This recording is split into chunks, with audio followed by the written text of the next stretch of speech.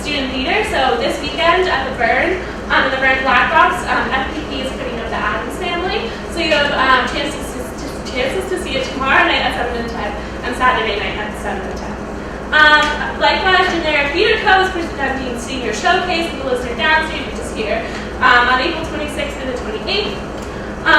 Additionally, STC Prom is coming up on May 4th. It's a space prom, so definitely go. And Shakespeare Company is having applications for e-board and assistance to board, which are due on the 27th. Just send us an email with the positions you want, your name, etc. And also, you can direct, like I am. The proposals for next season, fall 2018, are due by midnight on the 30th. Anyway, 12 Night is a great show, so I hope you enjoy.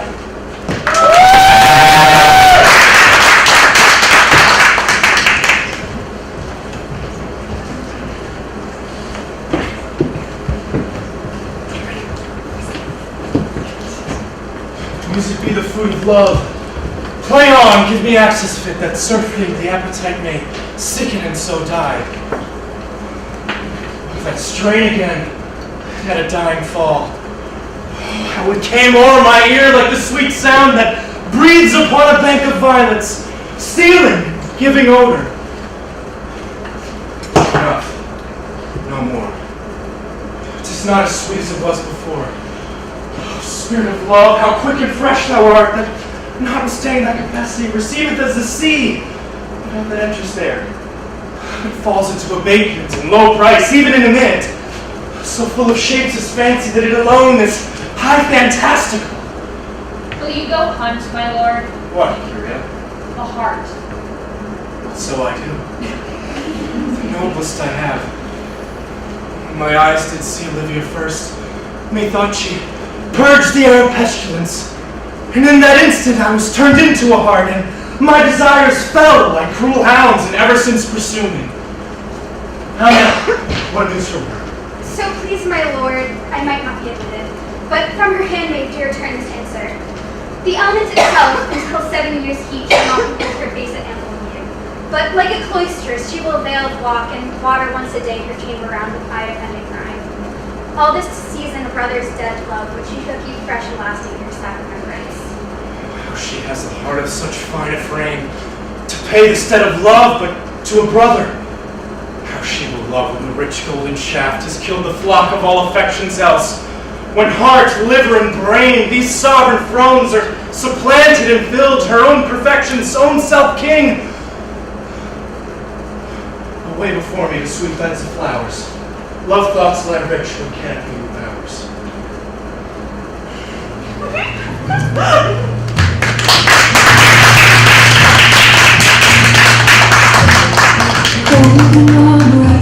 Last one I've got left, I see. Little more with the pieces and parts of me left. Every last day seemed to carry the weight of a lifetime. Your country friend is this? This is Illyria, lady. What should I do in Illyria? My brother, he's Melissio.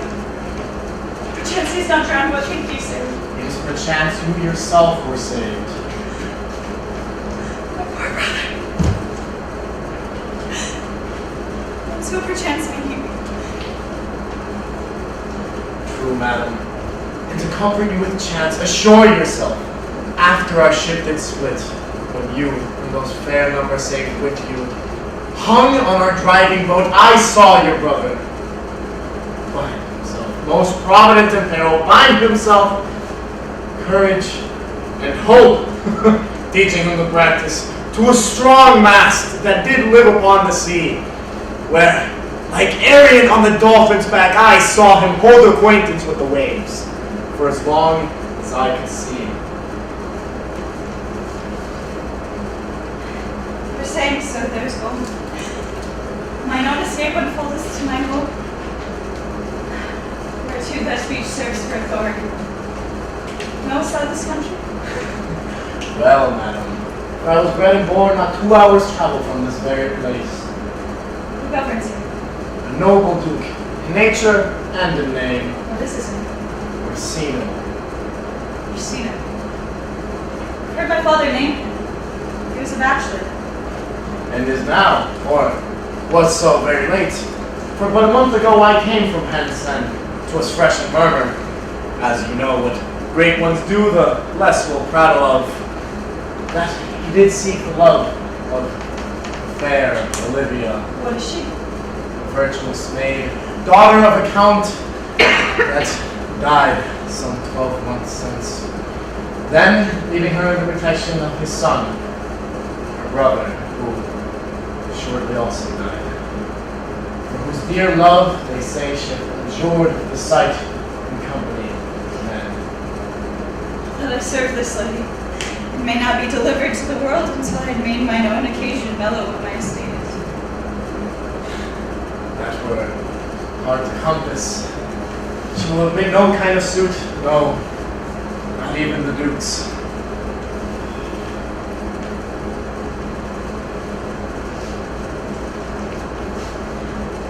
There is fair behavior in the county, and though that nature with the beauties walled off to close in pollution, I believe of thee that thou hast a mind that suits with this thy fair and outward character.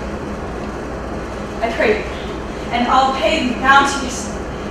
Conceal me what I am, for such this disguise shall happily become the form of my intent. Present me as a eunuch to the steward, and I'll serve him. It will pay thee, for I can sing and speak to him of all kinds of music, which will make me very worth his service.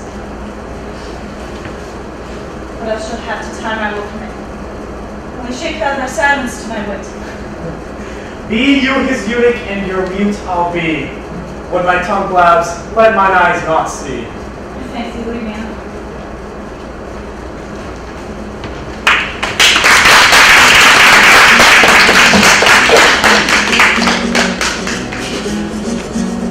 There's so much that I never knew, but I'm still learning. Always going to dream like the dream I want. More things that are the best things in life. I'm saying you could be happy wherever be so loud. Right now, we'll stay up from dusk till dawn, like it's always in the sun. Curl up inside your arms, rise when we belong. What plague means this?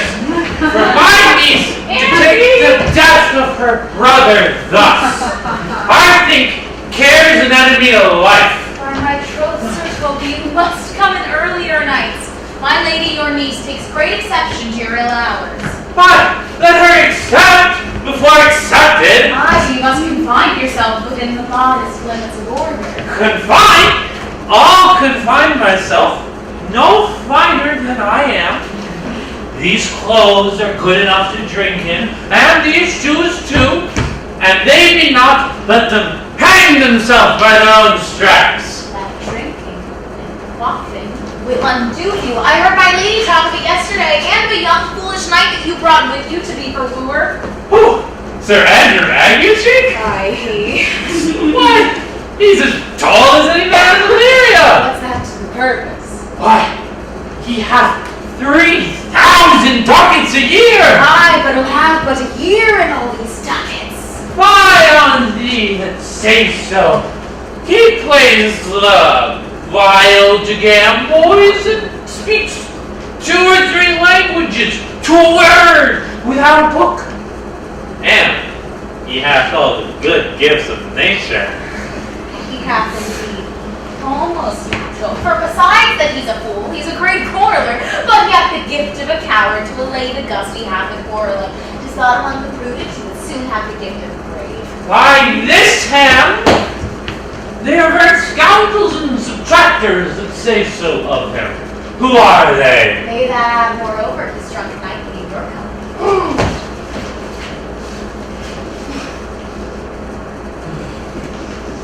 With drinking helps to my niece.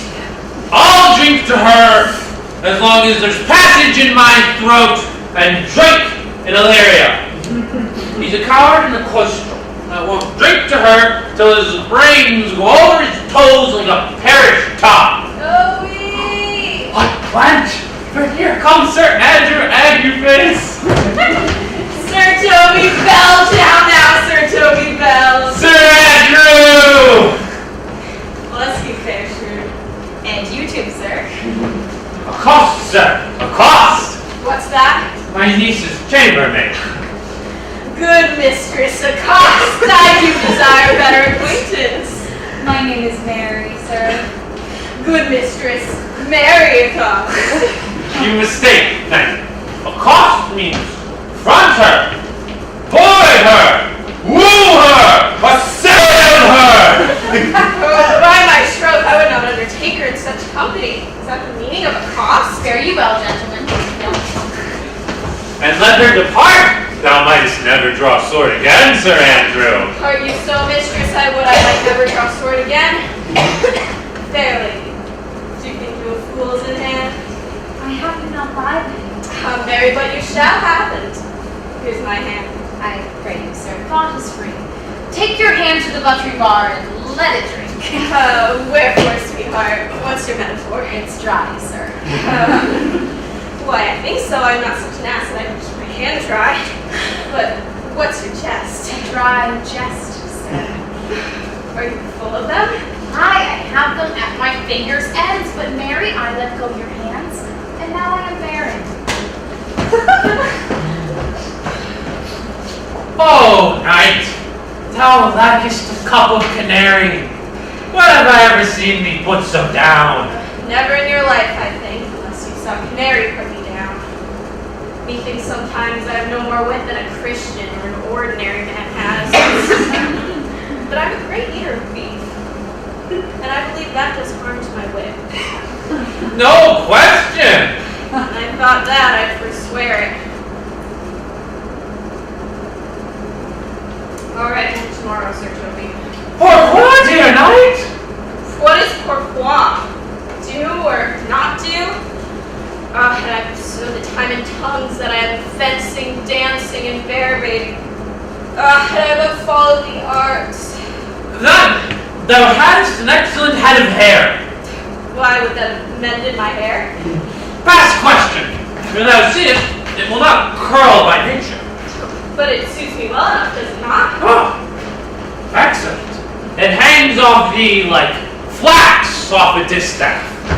And I hope to see a huswife take thee between her legs and spin it off.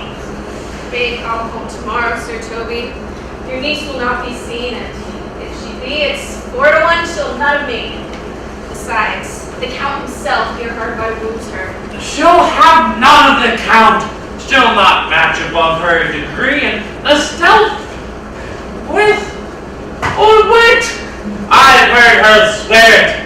Tut, man, there's life in it yet. I'll stay a month longer. I'm a fellow of the strangest mind in the world. I delight in masks and revels sometimes altogether. Art thou good at these kickshaws, knight? As good as any man in Illyria, whatsoever he be. Under the degree of my betters, and yet I will not compare to an old man. What is thy excellence in a galliard, knight? Babe, I can cut a caper. And I can cut mutton to it. And I think I have the back trick simply as strong as any man in Illyria. Where have these things been hid? Where have these things been a curtain before them? Are they to take dust like Mistress Maud's pictures? You should not but walk to church in a galliard and come home in a corretto. My very walk should be a jig. I would not so much as make water in a syncope. Is this a world to hide virtues in? I did think, by the excellent constitution of thy leg, that it was born under the star of a galliard. Aye, 'tis strong and does indifferent well in a dun-colored stock. Shall we set about some revels? What else shall we do? Were we not born under Taurus? Taurus, that's sides and hard. No, Sir Knight. It's legs and thighs! Come, let me see thee caper, knight.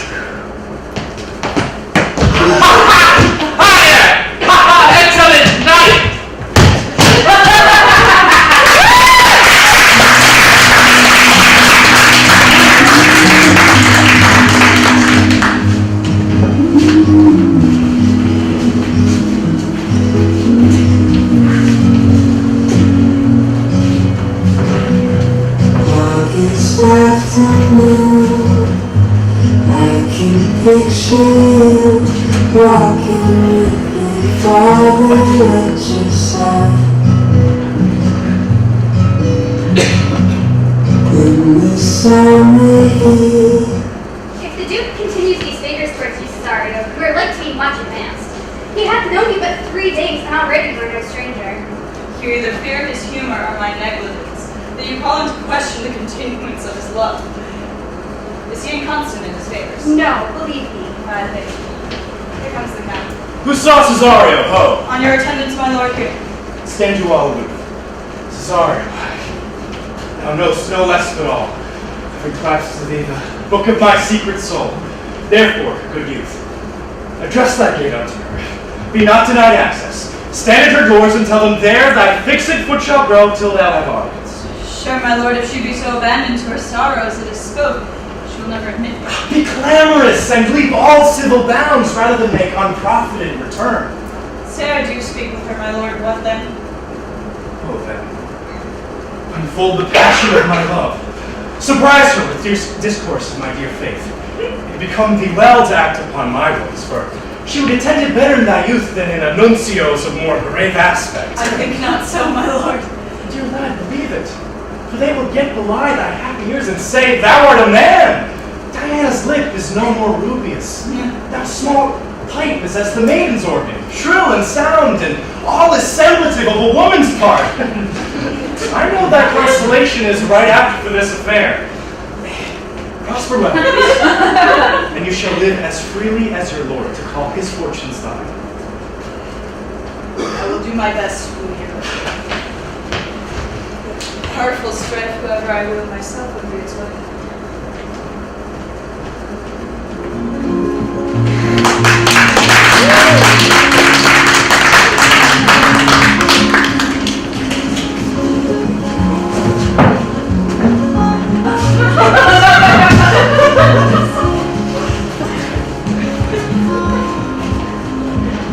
Just say to me, you're beautiful this time. You take my place for a while. Your convictions, you let me break it down. Let me use you.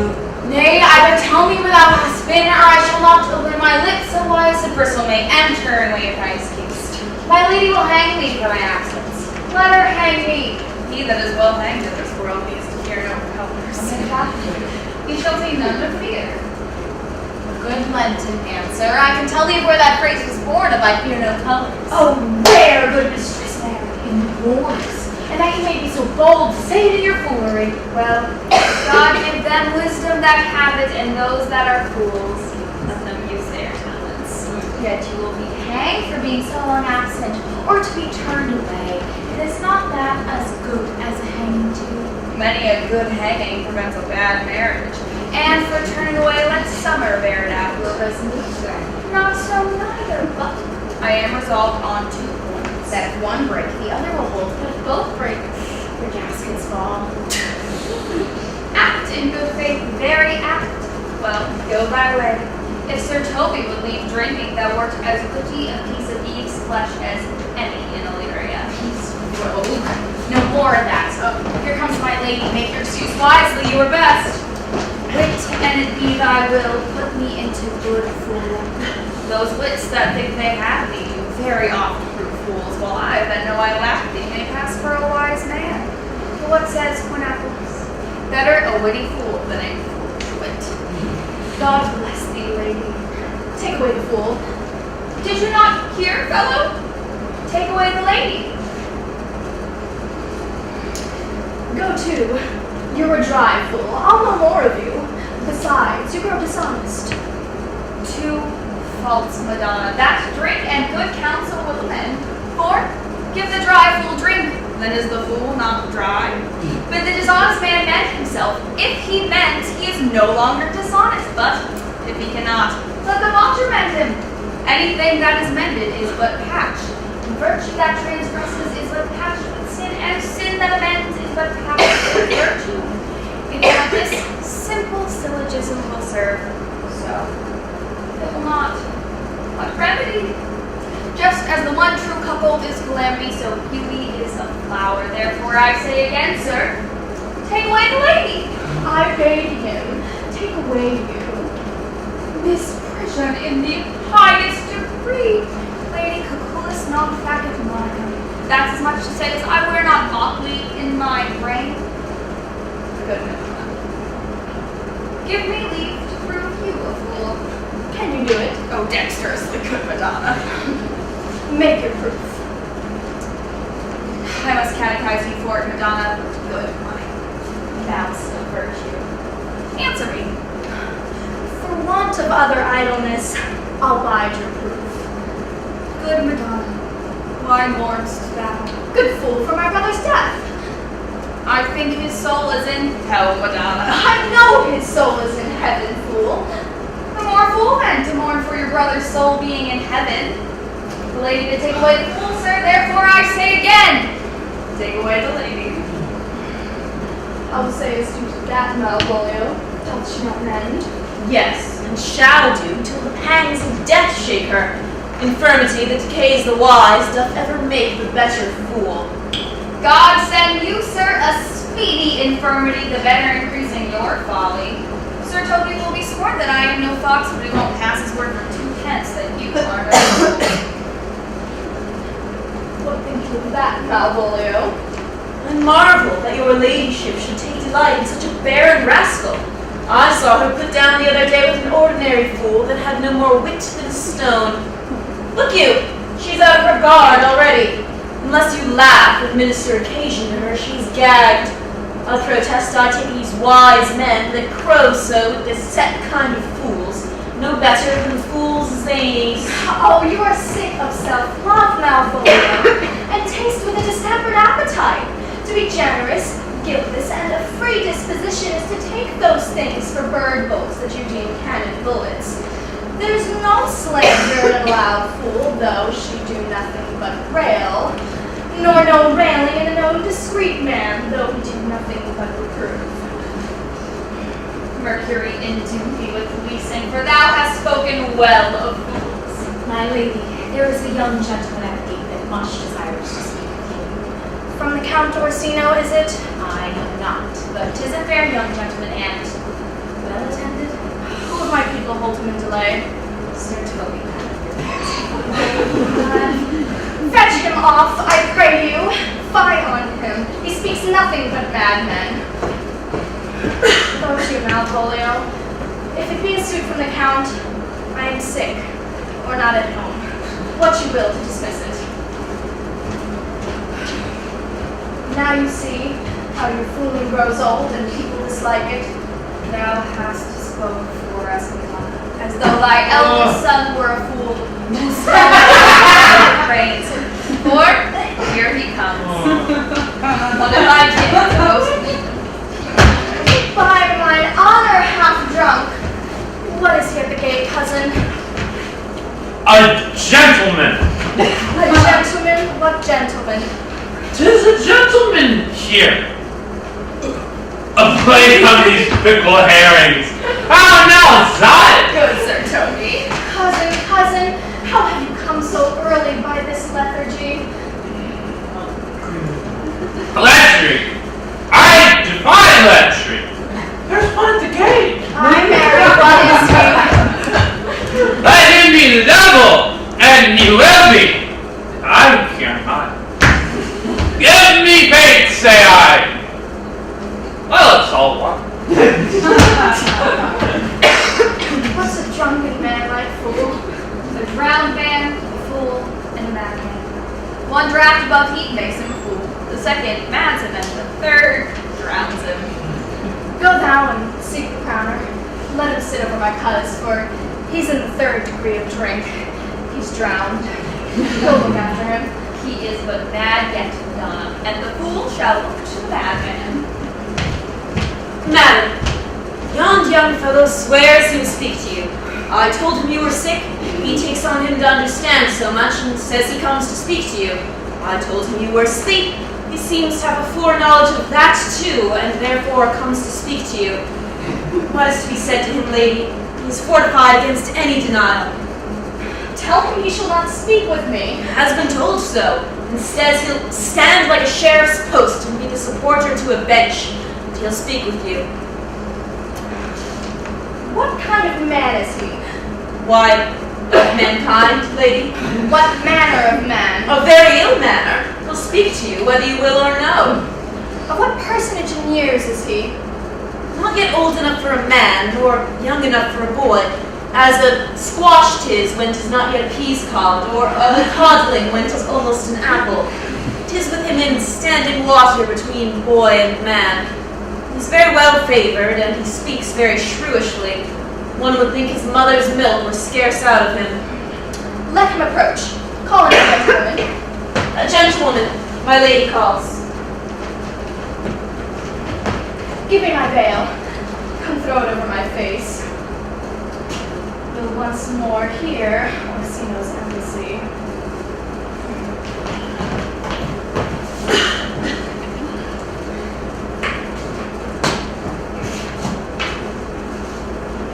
Most honorable lady of the house. Which is she? Speak to me. I shall answer for her.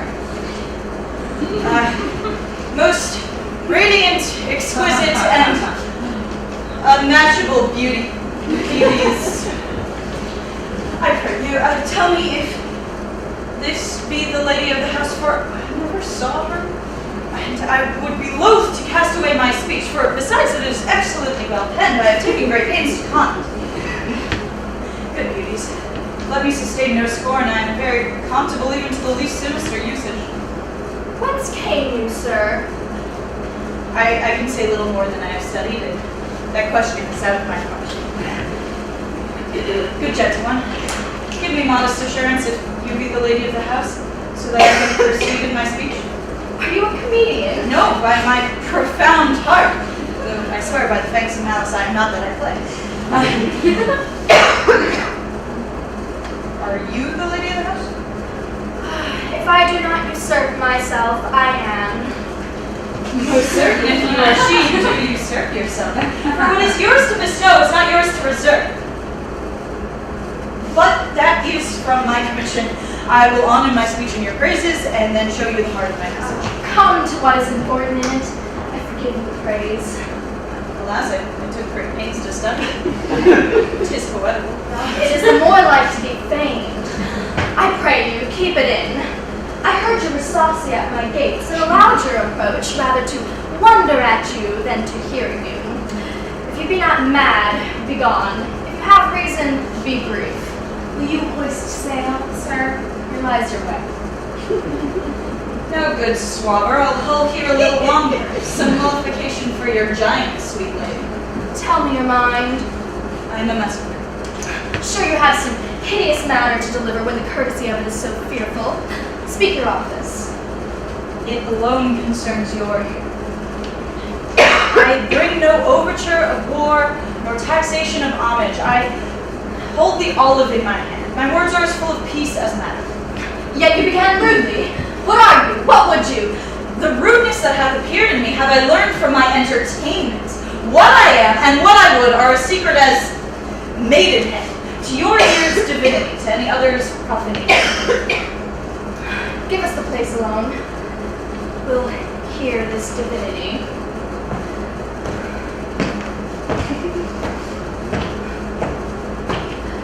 What is our text? Most sweet lady, A comfortable doctrine, and much can be said of it. Where lies your text? in Orsino's bosom. In his bosom? In what chapter of his bosom? To answer by the method in the first of his part. Oh, I have read it. It is heresy. Have you no more to say? Good lady, let me see your face. Have you any commission from your lord to negotiate with my face? You are now out of your text. But we will open the curtain and reveal the picture. Look you, sir, such a one I was this present. 'Tis it not well done? Excellently done if God did all. 'Tis in grain, 'twill endure wind and weather. 'Tis beauty truly blent. His own red and white nature's own sweet and cunning hand laid up. Lady, you are the cruelest she alive if you are to lead these races to the grave and leave the world no copy. Oh, sir, I will not be so hard-hearted. I will give out diverse schedules of my beauty. It shall be labeled and inventoried, and every particle and utensil labeled to my bit as item 2 lips in different red, item 2 green eyes with lids to them, item 1 neck, 1 chin, and so forth. Were you sent hither to praise me? I see what you are. You are too proud. But if you were the devil, you were fair. My lord and master loves you. Such a love could be but recompense, though you are crowned the non-peril of beauty. How does he love me? With adorations, fertile tears, groans that thunder love with sighs of fire.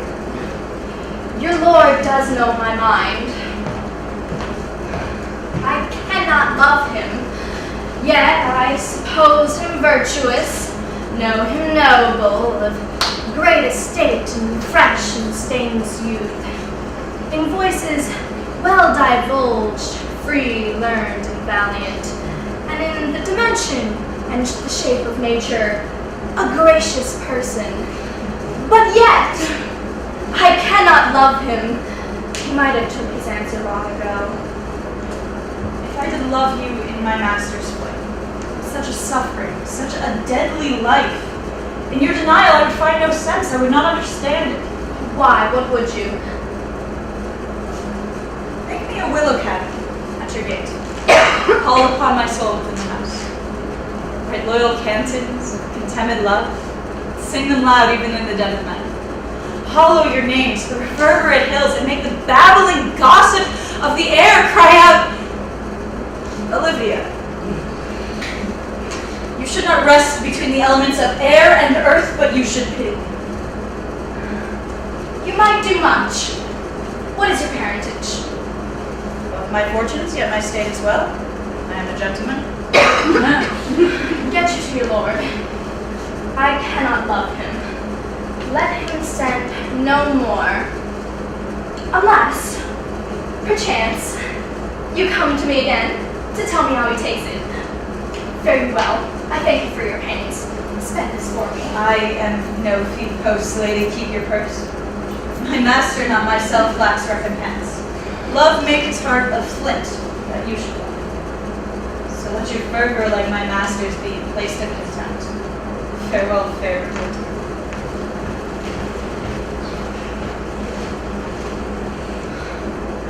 What is your parentage? Above my fortunes, yet my state is well. I am a gentleman. I'll be sworn thou art.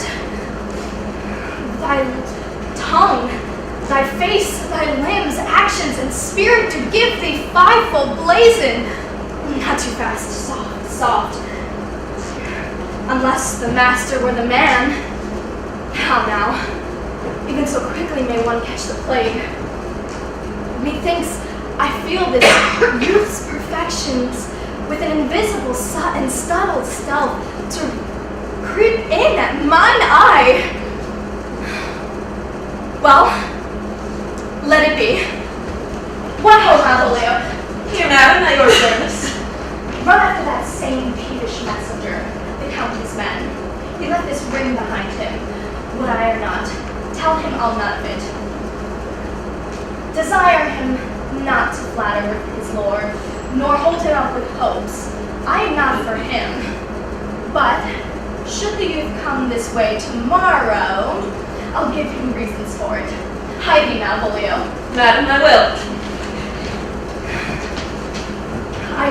I know not, and fear to find mine eye too great a flatterer for my mind.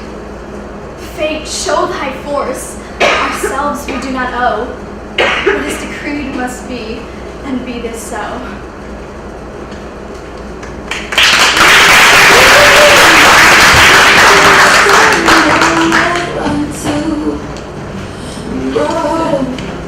If your heart's been broken, you feel like you're all alone. If you need something to believe in, if you're looking for a light guide you home, just stuck inside. Will you stay no longer? On your patience, no. Stars shine darkly over me. The malignancy of my fate may perhaps distemper yours. Therefore, I should crave you your leave so that I may bear my evils alone. That recompense for your love to lay any of them on you. We know of you whether you are bound. No sooth, sir. My determinate voyage is mere extravagancy. You so excellent a touch of modesty that you will not accept from me when I'm willing to keep it. For it charges me rather in a manner to express myself. You must know of me then, Antonio. My name is Sebastian, which I call Roderigo. My father was that Sebastian of Messali, whom I know you have heard of. Hail behind him, myself and sister, both born in the hour. The heaven's been so pleased with me and so ended that you, sir, altered. Some hour before you took me from the breaches of the sea was my sister drowned. Last the day. The lady, sir, though it said she much resembled me, was of many accounts beautiful. And though I could not with such estimable wonder overfar believe that, thus I will boldly publish her. She had a mind that envy could not but call fair. She's drowned already in the salt water. I seem to drown her remembrance of more. Pardon me, sir. Bad entertainment. Antonio, forgive me for your trouble.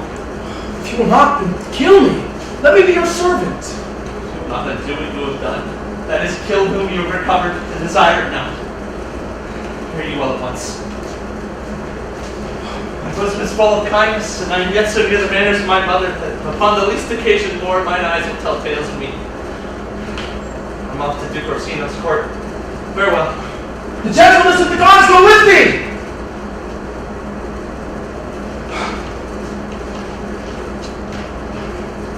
Many enemies in Orsino's court. Else will I very shortly see thee there. But I do adore thee so that danger shall seem sport, and I will go.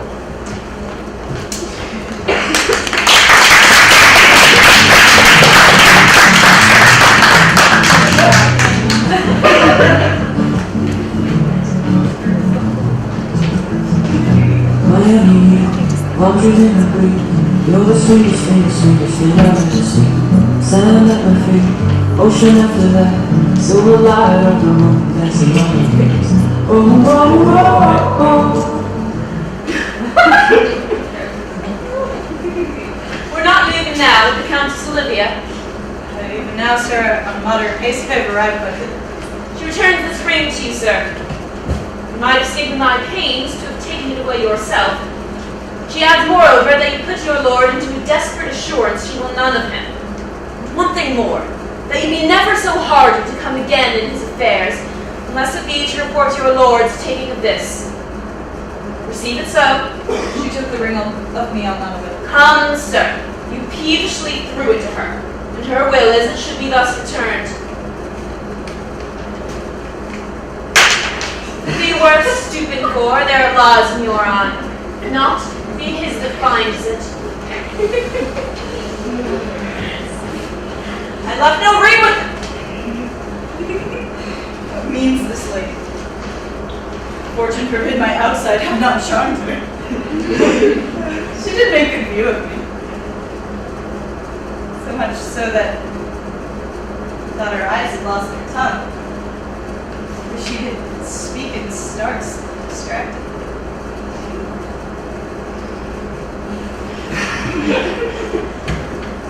She loves me. Sure. The cunning of her passion invites me in this churlish messenger. One of my lords bring what he sent her none. I am the man. Disguise I see thou art a wickedness, wherein the pregnant enemy does much. How easy it is for the proper false in women's waxen hearts to shape their form. Alas, our frailty is the cause, not we. Such as we are made of, so we be.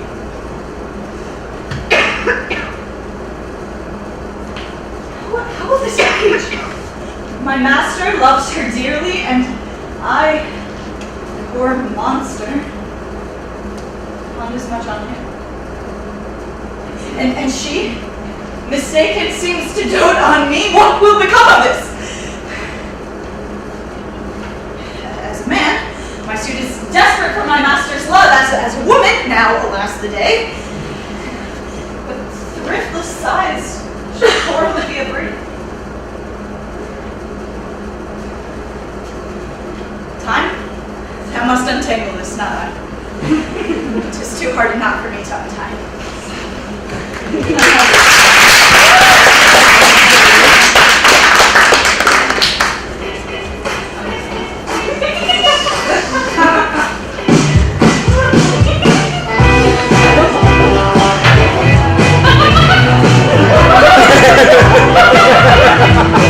I used to sing whenever I wanted, but now you've been there, breathing in the sand.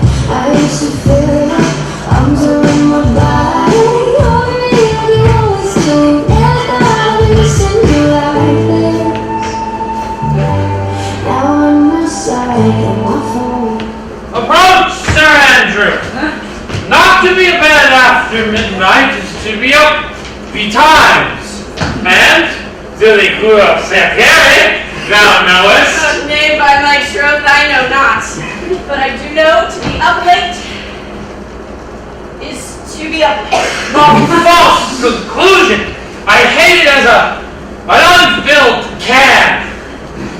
To be up after midnight and to go to bed then, is to go to bed early.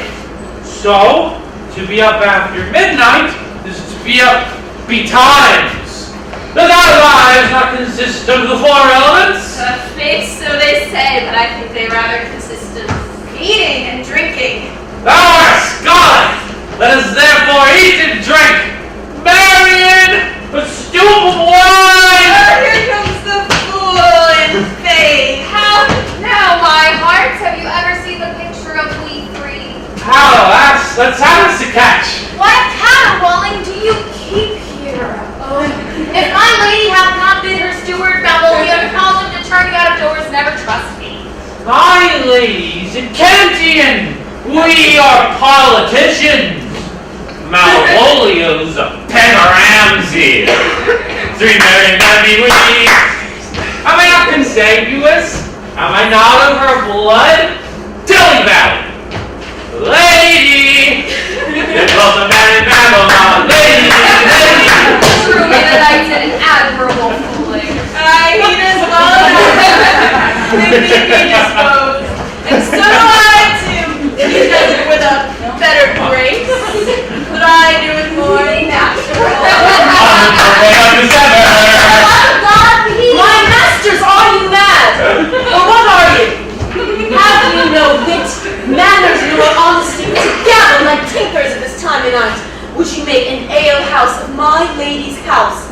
Then you squeak out your inches without any mitigation or force of voice. Is there no respect of place, persons, and time in you? We did keep our time, sir. In our hatches! Snack up! Sir Toby, I must be round with you. My lady bade me tell you that, though she harbors you here as her kinsman, she is nothing allied to your disorders. You can separate yourself and your misdemeanors, you are welcome in the house. If not, then it would please you to take leave of her. She is very willing to bid you farewell. Farewell, dear heart, I must needs be gone. Oh, nay, good Sir Toby. His eyes do show his days are almost done. And even so, But I will never die. Sir Toby, there you lie. this is much credit to you. Shall I bid him go? What, and if you do? Shall I bid him go and spare not? Oh, no, you dare not. Art any more than a steward, sir? Dost thou think because you are virtuous, there should be no more cakes and ale? Yes, by St. Anne, and ginger will be hot in the mouth, too. Thou art in the right. Go, sir. Rub your chain with crumbs. Marion, A stoup of wine. Mistress Mary, if you prize my lady's favor at anything more than contempt, you do not give means for this uncivil rule. She shall know that by this hand. Don't take your ears! Ugh! For as good a deed as to drink when a man's hungry, to challenge in the field, and then to break promise with him and make a fool of him. Go, grant him your challenge, or else I shall deliver thy indignation by word of mouth. Be patient for tonight, Vincent Torres, as the youth of the council is today with my lady. She is much out of quiet. But for Monsieur Malvolio, Let me alone with him. If I cannot gull him into a neighbor or make him a common recreation, do not think I have wit enough to lie straight in my bed. No, I don't do it. Possess us! Tell us something of him. Sometimes he is kind of a Puritan. If I felt that, I'd beat him like a dog. What for? Being a Puritan? Thy most exquisite reason, dear knight. I have no exquisite reason for it, but I have reason good enough. The devil a Puritan that he is, or anything constantly but a time pleaser. He's an affectioned ass that calls state without book and utters it in great swaths. The best persuaded of himself, so crammed with excellencies that it is his grounds of faith that all that look upon him love him. It is this vice in him that my revenge will find notable cause to work. What will you do? I will drop in his way some obscure epistles of love, by the color of his beard, the manner of his gait, the expression of his eyes, or a complexion, so that he shall find himself most feelingly personated. I can write very much like my lady. On a forgotten matter, we can hardly make distinction of our hands. Oh, excellent! I smell advice. I have it in my nose too. You shall think by the letters that you will chop that they come from my niece, and she is in love with him. My purpose is indeed a horse of that color. And your horse now would make him an ass. Ass, I doubt not. Oh, it will be admirable. Royal, I warrant you, I know my visit will work with him. But I will claim to you two, and let the fool make a third, where you shall find the letter. Observe his construction of it. But for tonight, to bed, and dream on the event. Farewell.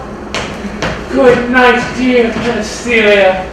Oh, before me, she's a good wench. She's a beagle true bred, and one that adores me. Where over that? I was adored once too. Oh, knight, that's to bed now. Thou hadst need send for more money. If I cannot recover your niece, I have a foul way out. Send for more money, knight. If thou hast her not in the end, call me cut. If I do not, never trust me. Take it how you will. I'll go burn some sack. 'Tis too late to go to bed now. Go, knight, go.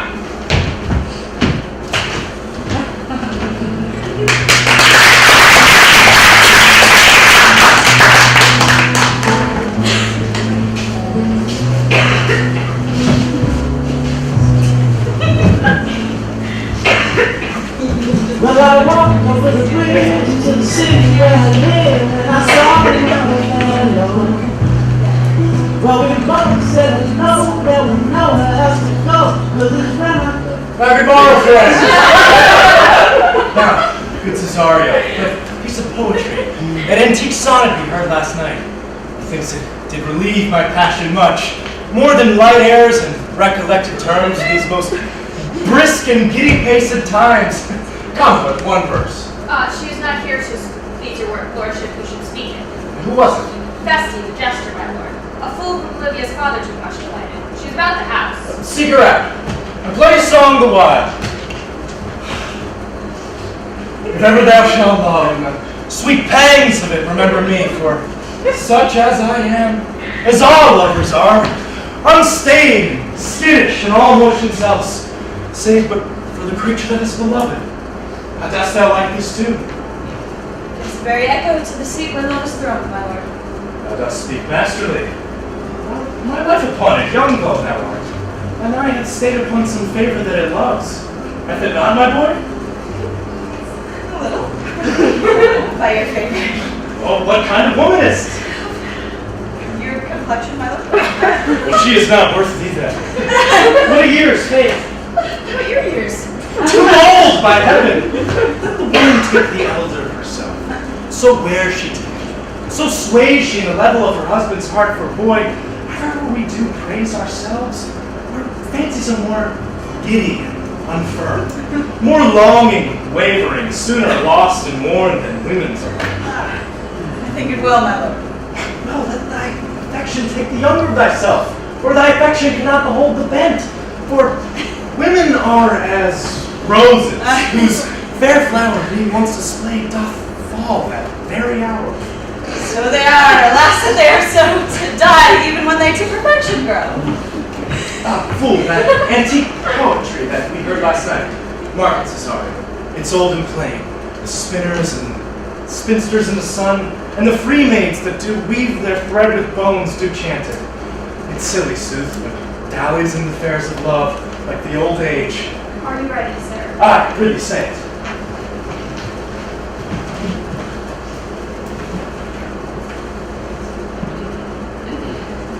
Come away. Come away with death. And in sad cypress let me live. Fly away. Fly away, breath. I am slain by the fair cruel maid. My shroud of light stuff all with you, oh prepare it. My part in death not one so true to cheer it. Not a flower. Not a flower sweet on my black coffin let there be strewn. Not a friend. Not a friend to greet my poor corpse where my bones shall be thrown.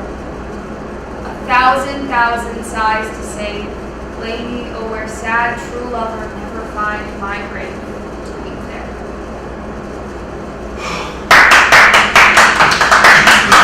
Here's to thy pains. Oh, no pain, sir, I take pleasure. I'll pay thy pleasure then. Truly, sir, pleasure shall be paid one time or another.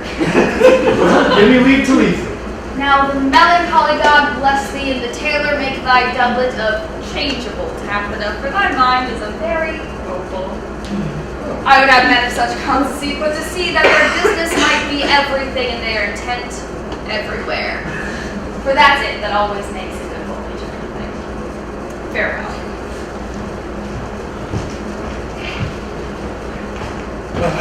Once more, Cesario, get thee on to the same sovereign cruelty. Tell her, my love, more noble than the world, prizes not quantity of dirty lands. There's the parts that fortune has bestowed upon her. Tell her, I hold as giddy as fortune.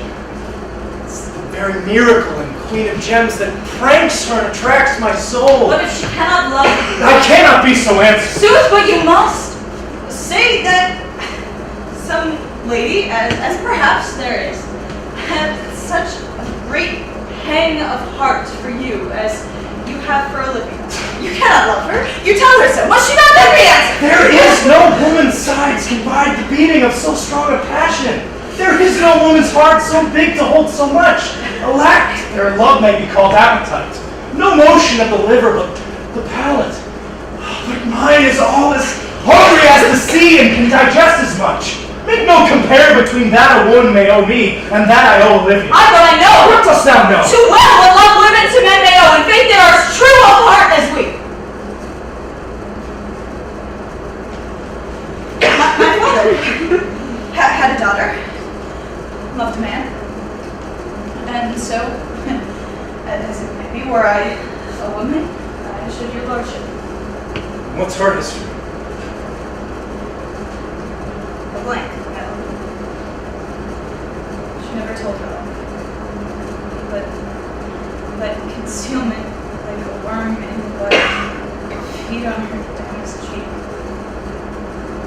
She pined with thought. With a green and yellow melancholy stood like patience on monument, smiling at her. Was not this love indeed? We men may say more, swear more, but still our shows are more than will, for so we prove much in our vows, but little in our love. Died. Your sister of her affections, my lord? I am all the daughters of my father's house. His brothers, too. Yet I know not.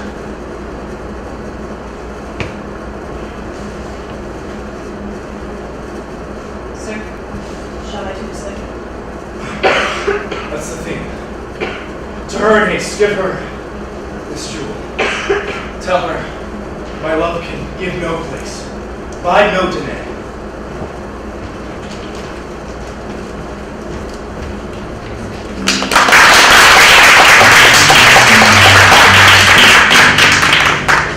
Can't you see that it's just raining? There ain't no need to go outside. But baby, how they even know when I try to show you it's on the stand to keep you doing what you're supposed to. Waking up to her, maybe we can sleep. Pick a banana, baby, till I miss the weekend. Calm down, please, Signora Fabiana. Nay, I'll come. If I lose a scruple of this sport, let me be boiled to death with melancholy. Would thou not be glad to have the rascal come by some most notable shame? I would exult, man. You know he brought me out of favor with my lady about a bear meeting here. Tender him? We'll have the bear again, and then we'll shame him black and blue, shall we not, Sir Andrew? United is pity of our lives. Look where the youngest round of mine comes! Get thee all three into a box tree. Malvolio's coming down this walk yonder in the sun. He has been practicing his behavior this half hour. Observe him, for the love of mockery. I know this letter will make a contemplative idiot of him, but close in the name of jesting. Lie now there, for here is a trout that will be caught with a tickling. Fortune. All is fortune. Maria once told me she could affect me, and I've heard herself come thus near that, should she fancy it should be one of my complexion. Besides, she uses me with a more exalted respect than anyone else that follows her. What should I think on it? Here's an overweening rogue. Peace and contemplation makes a rare turkey cock of him. See how he jets under his advanced hands. Why did I could so beat the rogue? Peace, I say. To be Count Malvolio. Ah, rogue. Pestilent! Peace. There's example for it. The lady of the Strachey married the yeoman of the wardrobe. Fie on him, Isabel! He's deeply in. See how his imagination moves him. Having been 3 months married to her, sitting in my state. Over a stone bows, like to hit this fellow in the eye! Calling my officers about me in a branched velvet gown, having come from a day bed where I've left Olivia sleeping. Fire and brimstone! And after demure travel with God, to have the humor of state, and tell them I know my place, as I would they should do theirs. To ask for my kinsman, Toby. Bolts and shackles! 7 of my men with an obedient start make out for him. I frown the while and perchance wind up my watch or play with my some rich jewel. Shall this fellow live? More silence makes wrongness with party of peace. Toby approaches, curtsies there to me. I extend my hand thus, quenching my familiar smile with an austere regard of control. And does Toby not take thee a blow on the lips then? Saying, Cousin Toby, my fortunes having cast me on your niece, give me this prerogative of speech. What? What? You must amend your drunkenness. Thou man! Besides, you waste the treasure of your time on a foolish night. Oh, that's me, I'm working. What? Oh, I knew it was I for men you call me fool. What employment have we here? Ah, now's the one time you Jim. Oh, peace and the humorous intimate reading aloud to him. My life, this is my lady's hand. These be her very C's, her U's and her T's, and thus she makes her great P's. It is in contempt of question her hand. Her C's, her U's, and her T's. Why that? To the unknown beloved, this and my good wishes, her very phrases. By your leave, Wax. Soft, and the impressure, her lucretia, with which she uses to seal. 'Tis my lady. To whom should this be? This wins him liver and all. Jove knows I love, but who? Lips do not move. No man must know. No man must know. What follows? That number is altered. No man must know. Oh, if this should be thee, Malvolio. Harry, hang thee, Brock. I may command where I adore, with silence like Lucrece knife, with bloodless stroke my heart doth gore. M-O-A-I doth sway my life. Excellent wench they are. M-O-A-I doth sway my life. Nay, but first let me see. Tis a poison that she dressed in. And with what wing the spaniel checks at it? I may command where I adore. Why, she may command me. I serve her. She is my lady. This is evident to any formal capacity. There is no obstruction in this. And the end. What should that alphabetical position portend? Oh, if I could make that resemble something in me, softly. M-O-A-I. I make up that beast now in a cold scent. Sarah will cry upon it for all this, though it means rank as a fox. Malvolio, and why that begins my name. There's no consonancy in the sequel that suffers under probation. A should follow, but O does. O should end, I hope. Aye, and I'll cudgel him over the head and make him say, "Oh!" I comes after. I do, and if I'm behind you, you might see more detraction in your heels than fortune before you. M-O-A-I. The simulation is not as the former, and yet to crush this a little, it would bow to me, for every one of these letters are in my name. Soft. It follows prose. If this fall into thy hand, revolve. In my stars I am above thee, but be not afraid of greatness. Some are born great, some achieve greatness, and some have greatness thrust upon them. Thy fates open up their hands, let thy blood and spirit embrace them, and to inure thyself to what thou art like to be, cast off thy humble sloth and appear fresh, be opposite with the kinsman, surly with service, let thy tongue tang arguments of state. She thus advises thee that sighs for thee. Remember who commended thy and wish to see thee cross-gartered. Go to, I say, remember.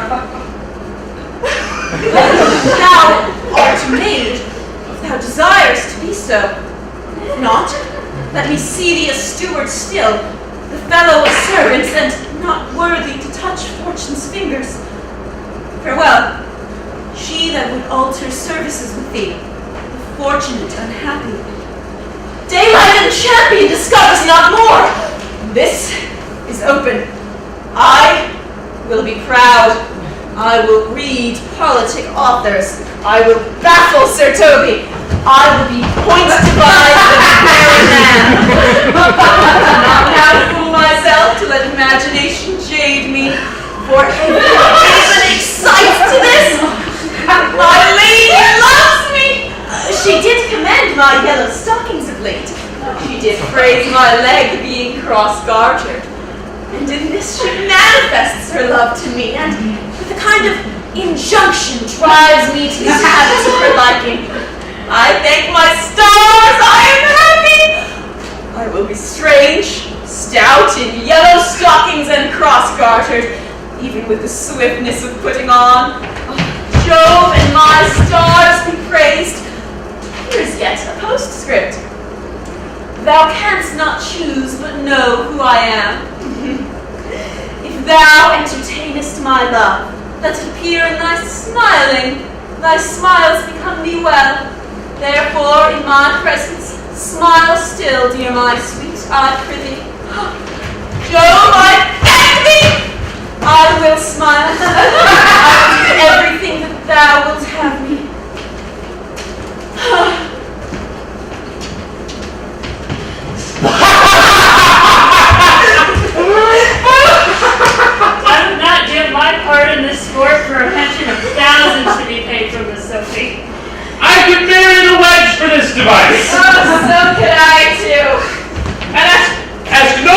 dowry than another such jest. Nor I neither. Will you set your foot upon my throat? Or on mine either. Or shall I play for thy freedom a traitor and become thy bondslave? In faith, or I either. You have put him in such a dream that when the image of it leaves him, he shall surely run mad. Nay, but say true, does it work upon him? What aqua vitae with a midwife? Well, if you will see the fruits of this sport, mark his first approach before my lady, he will appear before her in yellow stockings, and 'tis a color she detests, and cross garment, 'tis a fashion she abhors, and he will smile upon her, which will now be so unsuitable to her disposition, being addicted to melancholy as she is, that it cannot but put him into a notable contempt. You will see it. Follow me. To the gates of Tartar, thou most excellent devil of wit. I'll make one too.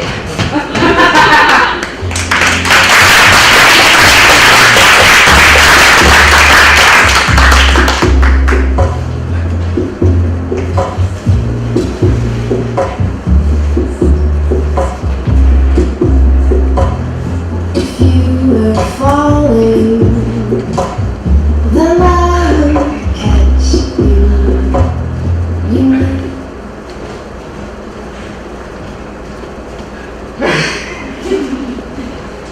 Save thee, friend, and thy music. Dost thou live by thy tavern? No, sir, I live by the church. Art thou a churchman? No, so such matters, sir. I do live by the church, for I do live in my house, and my house does stand by the church. So thou mayest say that the king lies by a beggar, if a beggar dwell near him. You have said, sir. Oh, to see this age, a sentence is like a cheverel glove to a good wit. How quickly the wrong side may be turned outwards. Nay, that is certain, for those that dally nicely with words do quickly turn them wanton. I would that my sister had no name, sir. Why? Why, her name's a word, sir. And to dally with that word might make my sister wanton. Words are very rascals, since fathers trained them. Thy reason? No, sir, I can deal you none without words, and words are grown so false I loathe to reason with them. I warn thou art a merry fool and carest for nothing. No, sir, I do care for something, but by my conscience, sir, I do not care for you. If that would be to care for nothing, I would make you invisible. Art thou not the Lady Olivia's fool? No, sir, the Lady Olivia has no folly. She will keep no fool till she be married, and husbands are to fools as herrings are to pilchers. The husband's the bigger. I am not her fool, but her corrupter of words. I saw thee late at the Count Orsino's. Foolery, sir, doth walk about the orb like the sun. It shines everywhere. I would be sorry, sir, but I should be off with your master and with my mistress. I think I saw your wisdom there. Nay, and thou pass me? I'll no more with thee. Hold there's expenses. Now Jove and his next commodity of hair send thee a beard. By my troth, I am almost sick for one, though I would not have it grow on my chin. Is thy lady within? Would not a pair of these have bred, sir? Yes, being kept together and put to use. I would play Lord Pandarus of Phrygia to bring Cressida to this joyous. I understand you 'tis well done. I hope it is no great matter, sir, begging but a beggar. Cressida was a beggar. My lady's even, sir. I will concert to her whence you come, who you are, and what you would are out of my welkin. I would say element, but the words overrule. This lady is wise enough to play the fool, and to do that well craves a kind of wit. She must observe the mood on whom she jests, judge the quality of persons and the time, and like the haggard, check out every feather that falls before her face. This is a practice as full of labor as a wise man's art.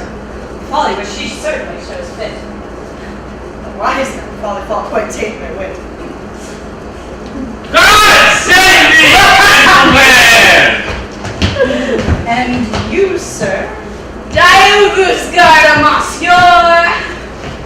I hope so. You are, and I'm yours. Will you encounter the house, sir?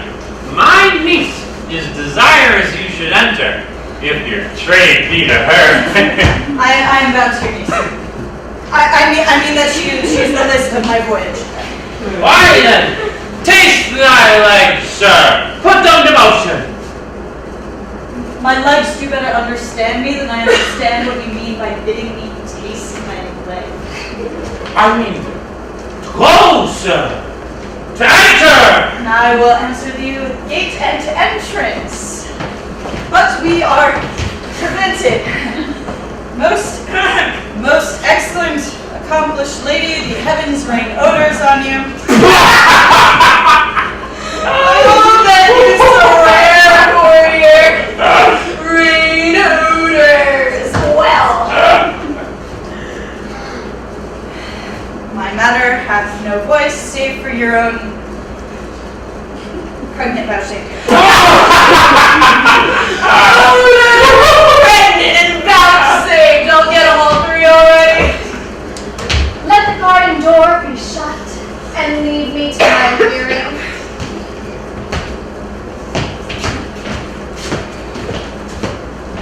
Give me an answer. My duty, madam, and must not service. What is your name? Cesario is your servant's name, fair princess? My servant, sir. 'Twas never merry world since lovely feigning was called compliment. You're the servant to Count Orsino, youth. And he is yours, and his must needs be yours. Your servant's servant is your servant, madam. For him, I think not on him, for his thoughts, but they were blanks rather than filled with me. Come to what your gentle thoughts on his behalf. Oh, by your leave, I pray you, never speak of him again. But, would you undertake another suit? I'd much rather hear you solicit that than music from the spears. Dear lady, Oh, by your leave, beseech you. I did send, after the last enchantment you did here, a ring in chase of you. So, did I abuse myself, my servant, and I fear me, you? Under your hard construction must I sit, to force that on you in a shameful cunning to which you knew none of yours. To one of your own receiving, enough is shown. A cypress, not a bosom hides my heart. So let me hear you speak. I pity. That's a degree of love. No, not a rise, but more vulgar proof that we do oft pity enemies. Well, then methinks time to smile again. O world, how apt the poor to be proud. If one should be prey, how much better to fall for the lion than the wolf. The clock upbraids me with the waste of time. Be not afraid, youth. I will not have you. But when wit and youth are come to harvest, your wife is like to reap a prouder man. There lies your way, due west. Westward, grace and good disposition on my lady. Heal nothing to my lord by me. Stay, I prithee. Tell me what thou thinkst of me. That you think you are not what you are.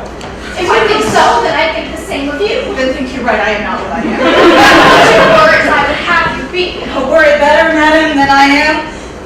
Or were it might, for now I am your fool. Oh, what a deal of scorn looks beautiful in the contempt and anger of his lip. A murderous guilt shows not itself more soon than love that would seem hid.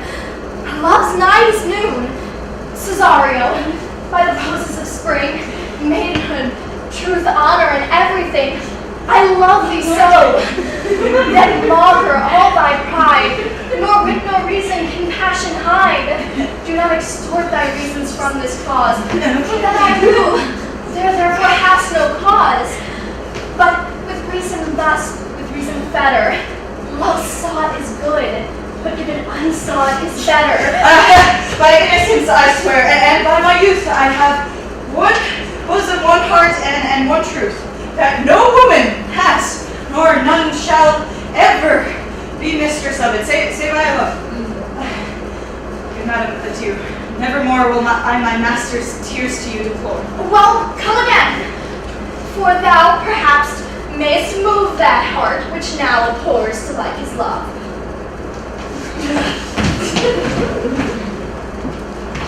No faith, I'll stay not a jot longer. Thy reason, dear madam! You must give thy reason! You must needs yield your reasons, stranger. Mary, I saw your niece do more favors to the Count Sturdiman than ever she bestowed upon me. Did she see thee, the wild old man? Tell me that! Plain as I see you now. This was a great argument of love in her towards you. Slight, will you make an ass of me? I will prove it legitimate, sir, upon the oaths of judgment and reason. And they have been grand jurymen since before Noah was a sailor. She did show favor to the youth in your sight, only to exasperate you, to awaken your dormouse valor, to put fire in your heart, brimstone in your liver. You should then have accosted her, and with some excellent jests, fire new from men, should bang the youth into dumbness. This was looked for at your hand, and this was balked. The double guilt of this opportunity you let time wash off, and now you are sailed into the north of my lady's opinion, where you will hang like an icicle on a Dutchman's beard. Unless you do redeem it by some laudable attempt at valor or policy. If it be any way, it must be with valor, for policy I hate. I would be a brownist as a politician. Go! Make thy fortune upon basis of valor! Challenge me to counsel you to a fight. Hurt him in 11 places. And be sure, there is no love broker in the world that can work more in man's commendation with woman than report of valor. There's no way that this is a Will either of you bear me a challenge to him? Write it in a martial hand. Be cursed and brief. It is no matter how witty, so long as thou vowest him some thrice. If thou write it with enough lies as would lie in the bed of where in England. Write it with gall, though thou write it with goosepack. Go about it. Where shall I find you? We'll call thee into cubicle. Go.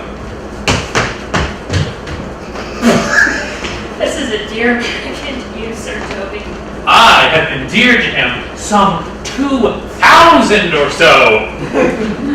Well, we shall have a rare letter from him, but you'll not deliver it. Never trust me then, and stir on the youth to answer. For I think oxen and wade ropes could not draw the two together. For Sir Andrew, if he were to be opened, and enough blood was found in his liver as to clog the foot of the flea, I get the rest of the anatomy. And his opposite, the youth, bears in his visage no great presage of cruelty. It's the little villain. If you do desire the spleen, and you will laugh yourself into stitches, follow me. Yond called Malvolio has turned heathen. A very renegado. There is no Christian that rightly means to be saved by believing in such impossible passages of grossness. He's in yellow stockings. and cross-armed! Most villainously! When a peddling needs to school in the church, I have dogged him like his murderer. He does keep every point of the letter which we dropped to betray him. He does smile his face no more lines than the new map with the augmentation of the Indies. You have not seen such a thing as his. I can hardly forbear hurling things at him. My lady will surely strike him, and if she does, he will smile and take it for a great favor. Go to, show us to him.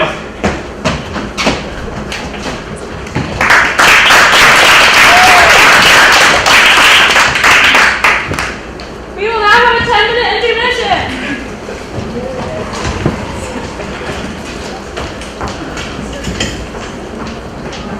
What?